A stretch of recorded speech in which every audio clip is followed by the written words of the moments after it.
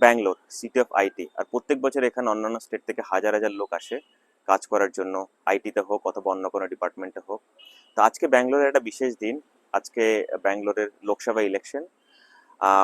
আর এই লোকসভা ইলেকশনে কিন্তু যে কর্ণাটকা আর যে গুরুত্ব সেটা কিন্তু খুবই অপরিসীম।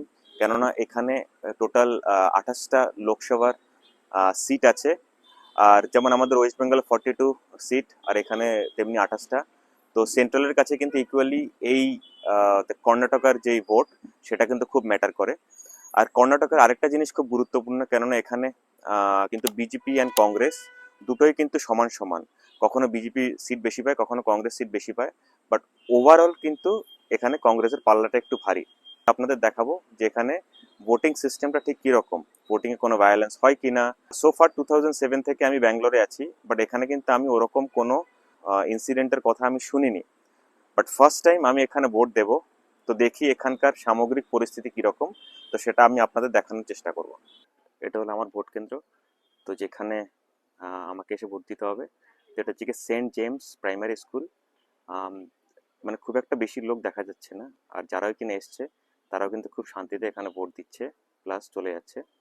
আর আরেকটা মজার ব্যাপার হলো, এখানে যারা সিকিউরিটিতে আছে তারা কিন্তু কেন্দ্রীয় বাহিনী নয়, এরা কিন্তু লোকাল স্টেট পুলিশ দিয়ে এখানে ভোট করাচ্ছে। কেননা এখানে সার্চ ভায়োলেশন কিন্তু আমাদের কলকাতার মতো অথবা ওয়েস্ট বেঙ্গলের মতো খুব একটা ভায়োলেশন এখানে হয় না। তো এখানে কেন্দ্রীয় বাহিনীর কিন্তু খুব একটা প্রয়োজন পড়ে না।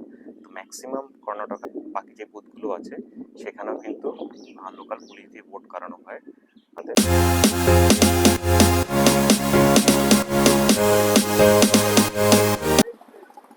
ভোট কেন্দ্রের ঠিক অনেকটা দূরে এগুলো ছোট ছোট পার্টির বুথ। তো এখানে কিন্তু যারা ভোটার তারা কিন্তু এখান থেকে এসে স্লিপ নিয়ে যান, কেননা তাদের রুম নাম্বার, তাদের সিরিয়াল নাম্বার কিন্তু এখান থেকেও ডিটেলসগুলো ওরা পেয়ে থাকেন। আর আমি যদি রাস্তার অপর সাইডে দেখি, সেখানে কিন্তু আরেকটা পার্টির বুথ ওটা। তো তারাও ইকুয়ালি এখানে ইনভলভ আছে।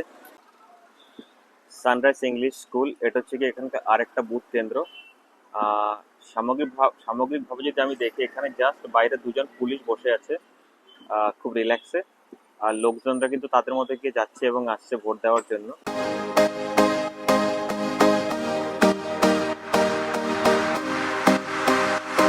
Finally voting complete. কয়েকটা জিনিস কিন্তু খুব ভালো লাগলো, সেটা হচ্ছে কি এক তো হচ্ছে কি এটা স্টেট পুলিশ দিয়ে পুরো ইলেকশনটা ব্যাঙ্গালোরে অর্গানাইজ করেছে। আমি জানি না বাকি বুথগুলোতে, বাট এই এলাকায় সব স্টেট পুলিশ ছিল। সেকেন্ড জিনিস হলো, কোনো পার্টির কেউ কিন্তু কাউকে কোনো কনভিন্স করার চেষ্টা করছিল না যে একে ভোট দিন ওকে ভোট দিন, সেটাও খুব ভালো ছিল। লোকজন প্রপার লাইন মেনটেন করছিল, সেটাও খুব ভালো। আর আমি 3-4টে বুথ এখানে ঘুরে দেখলাম, কোথায় কিন্তু কোনো রকম অশান্তির কিন্তু কোনো আঁচ পাওয়া যায়নি। লোক যে যার মতো গিয়ে ভোট দিয়েছে প্লাস বেরিয়ে এসছে।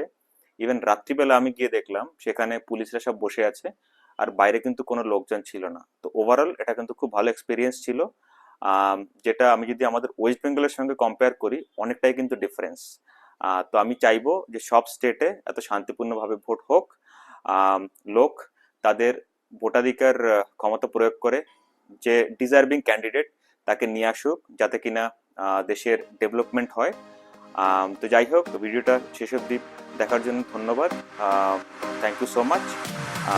আবার হাজির হব আরেকটা নতুন ভিডিও নিয়ে। For now, tata, by.